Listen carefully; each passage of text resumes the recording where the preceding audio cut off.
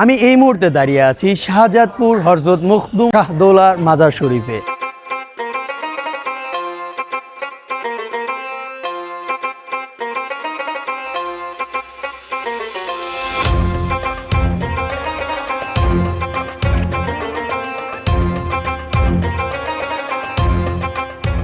হযরত মখদুম শাহদৌলার নামের অনুসারেই কিন্তু নামকরণ করা হয়েছিল এই শাহজাদপুরের। প্রায় 1000 বছর আগের ইতিহাস লুকিয়ে আছে সিরাজগঞ্জের এই শাহজাদপুরে। কথিত আছে ইয়ামিন থেকে আসা এক ইসলাম প্রচারকে ঘিরেই এই জায়গার নাম হয়েছে শাহজাদপুর। কিন্তু কে ছিলেন তিনি, আর কেনই বা এখনো হাজার হাজার মানুষ এখানে আসে? এটি হলো হযরত মখদুম শাহদৌলা শহীদ ইয়ামিনের মাজার শরীফ। ইতিহাস বলছে তিনি প্রায় 11 শতাব্দী অর্থাৎ প্রায় 1000 বছর আগে ইয়ামিন থেকে বাংলায় ইসলাম প্রচারের উদ্দেশ্যে আসেন। তবে স্থানীয় রাজার সঙ্গে বিরোধ এক পর্যায়ে যুদ্ধ হয় এবং তিনি শহীদ হয়। এরপর থেকেই এই স্থানটি মানুষের কাছে একটি ঐতিহাসিক ও ধার্মিক গুরুত্বপূর্ণ জায়গা হয়ে ওঠে।